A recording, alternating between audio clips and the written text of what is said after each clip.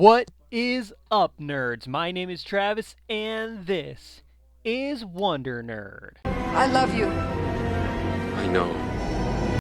Nostalgia. I'm all about it. With times being what they are recently, we've seen an influx of our favorite piece of entertainment from our youth return. Live.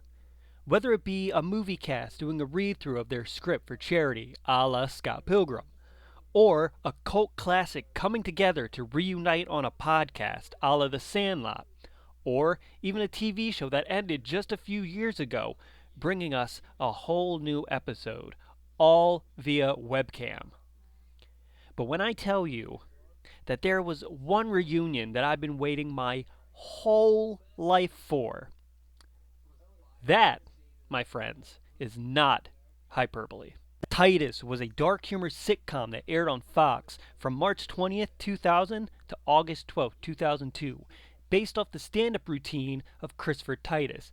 More specifically, his stand-up act, Norman Rockwell is Bleeding. Like most of his material, Norman Rockwell is Bleeding is based on Christopher Titus's real life. In fact, some of the situations and characters depicted within the show were so close to reality that members of Titus's family actually had to sign release forms. Now, if you're not familiar with Titus's stand-up and you're wondering what his shtick is, well, he's less like Jerry Seinfeld and more like George Carlin, or Bill Hicks, if you can stand to listen to him for more than 5 minutes. That is to say, Christopher Titus's stand-up material is less than family friendly. It's a little dark. So it would only make sense that his sitcom be a little dark. It's adult humor. It's a little morbid. It's blue. I mean, come on. The tagline for the show is, once you've driven your drunk father to your mom's parole hearing, what else is there? It kinda says it all. Now, that being said, that tone being set, this is one of my favorite goddamn shows of all time. This show set a precedent for how I think sitcoms should be made. This show wasn't afraid to cross the line. It wasn't afraid to offend. Now, should I have been watching it at 6 or 7 years old? Probably not. That probably wasn't the best idea. I still have vivid memories of my dad and my older brothers watching new episodes of the show as it aired in the next room in my house and coming in and thinking, Dave is funny. Erin told me being in the sack was fun. And she's right. Look what I can do. I'm an inchworm. Man, this is cool. Stomach! A cow. Where?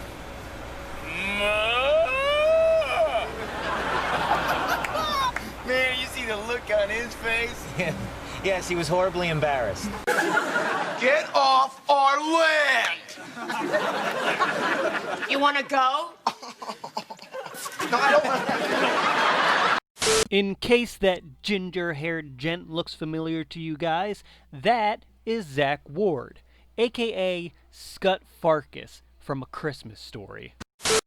I'm Zach Ward. I play Scut Farkus in the movie. The cast was stacked in this show. Besides Zach Ward, you had the legendary badass that is Stacy Keach, and Cynthia Watros and David Shatraw, who played Aaron and Tommy, have incredible comedic timing. And then there's Christopher Titus, who's an incredible stand-up comedian and who also starred in the cinematic masterpiece Killer Clowns from Outer Space. Not only was this show hilariously funny and well written, not only was it stacked with a stellar cast of performers, but it hit emotional plot points better than a lot of its contemporaries. Touching on topics of domestic abuse and mental illness, this show went for it, and it didn't disappoint. It hit the points it wanted to hit. It touched you. It made you feel. And that leads me in to what I really want to talk about in this video. Hey guys, it's David Shatra from the Titus Family Reunion Show. For those of you who don't know me, I played Tommy Shafter on the Fox television show Titus back in 2000. And this Friday, August 21st, we are having a 20-year reunion of the Titus Show. It's called the Titus Family Reunion Show, and it's going to be streaming live this Friday, August 21st, starting at 6 p.m. On August 21st, 2020, the main cast of Titus, including Stacy Keach, live from his own home, reunited for a 20th anniversary. They did a Q&A and they showed a brand new 2-part episode of Titus, which acted as an official series finale. Yes! Yes! Yes! To say I was excited is a bit of an understatement. I've been waiting for and wanting more of this show for as long as I can remember, and as soon as I heard they were going to be doing an official finale or just a brand new episode, period, I knew I had to see it. But I don't know what I can tell you guys about this special because it was behind a paywall and I did have to pay $10 to see it myself. So I don't know what I can tell you, but I'm going to tell you something. First off, God bless Stacy Keach. This man came through in this reunion special. Not only was his performance awesome, and not only did he not miss a beat, but he came through this whole Q&A drunk as a skunk. It was phenomenal. Second off, this cast, they clicked just like that. It's been 20 years, and they haven't missed a day. They are still as perfect and charismatic with each other as the very first episode of the show. It was tremendous to see. Their relationships off camera are still incredible.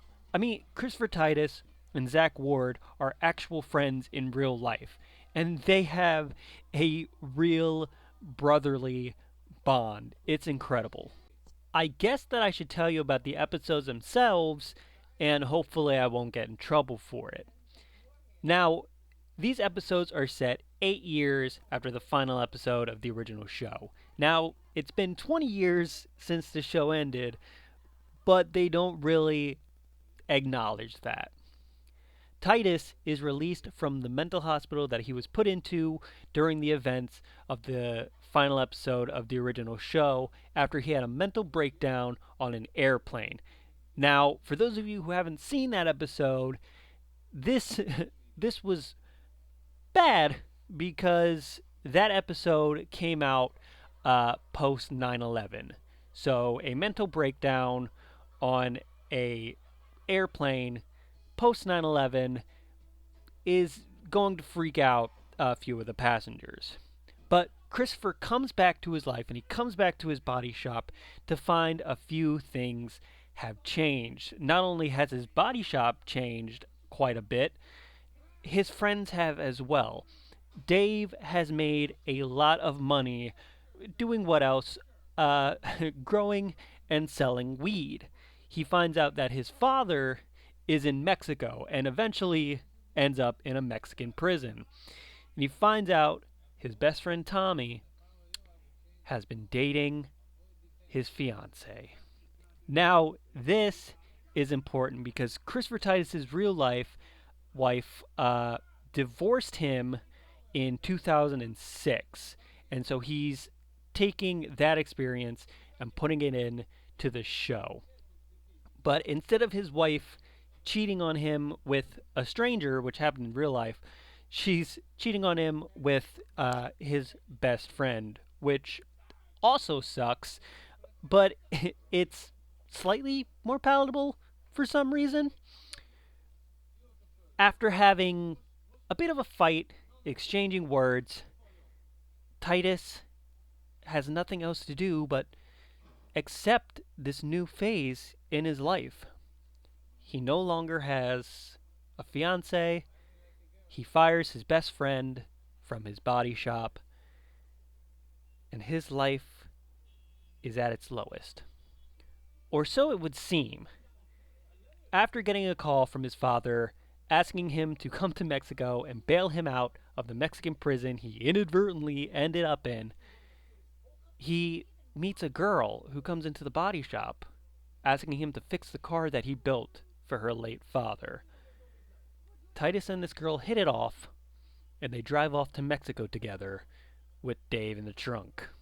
The woman in question at the end of the episode who comes in asking Titus to fix the car he built for her late father is Titus's real-life wife and stand-up comedian Rachel Bradley. Now, I think this is brilliant because not only did Bradley direct the episode, but she's Titus's real-life wife.